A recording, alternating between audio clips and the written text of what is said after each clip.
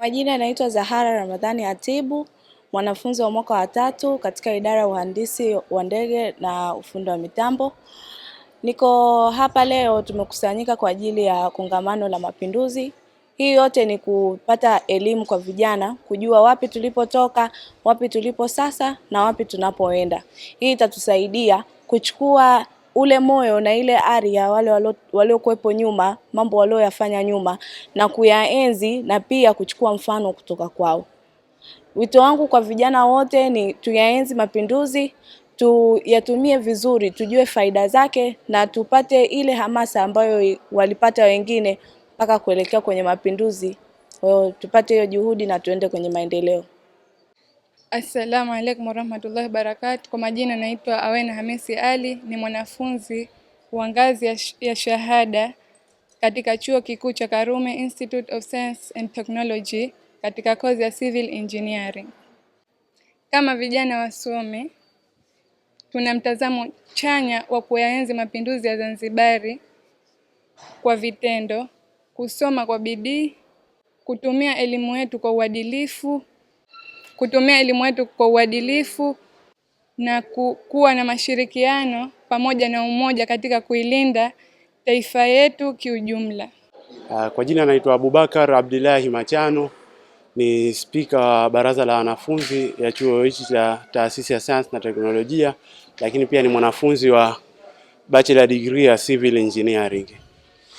Leo tarehe 11 ya mwezi huu wa kwanza 2026 tumeandaa kongamano maalumu ambalo laelezea matunda pamoja na umuhimu wa mapinduzi ya Zanzibar matukufu ambayo yalifanyika mwaka 1964.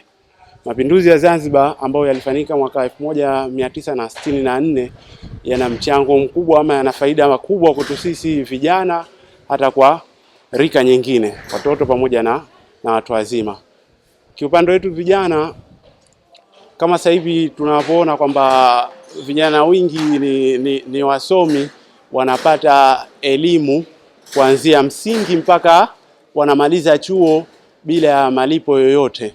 Kwa hichi tulikitaka kwamba pia kukieleza kwa wanafunzi wenzetu, kwa sababu sasa hivi imekuwa kama juzi kati hapo kulikuwa na mtafaruku ama kulikuwa na vijana ambao walitoka njia sio, kwamba wao walienda kwenye mambo ya maandamano baada ya kushajihishwa kuingia kwa maandamano, kwamba utawala unawanyonya wa nini, lakini hawakiangalia kwamba nyuma kabla ya haya mapinduzi yaliyofanyika kulikuwa kuna kitu gani ambacho tunafanyiwa sisi wa Afrika. Kwa sababu kabla ya mapinduzi kulikuwa kuna matabaka, yani Mwafrika alikuwa ni mtu ambaye hasaminiki kabisa. Kwa hiyo tumekuja kukieleza, yani mtu ajitambue, yani sisi vijana tujitambue wapi tulipotoka na wapi tunatakiwa kwenda. Lakini mbali na hicho pia tumekuja kueleza vijana jinsi ya kuyatunza haya mapinduzi. Yani kwa sababu mapinduzi ndio yametufanya tuwe na amani.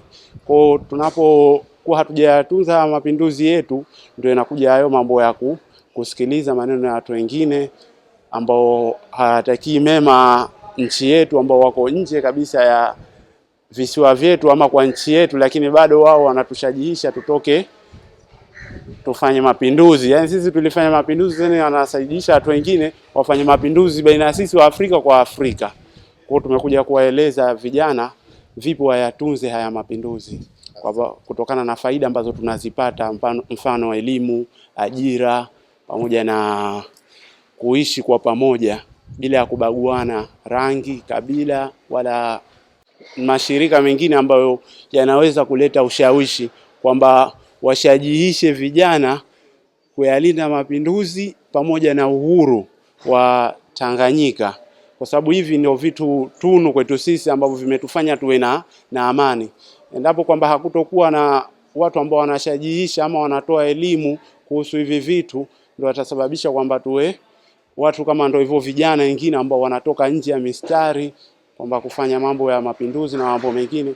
Kwa tushajihishane, yani kwa kutoa faida ambazo tunazipata na kuwaeleza wapi tulipotoka na wapi tunatakiwa tuende kwa kushirikiana.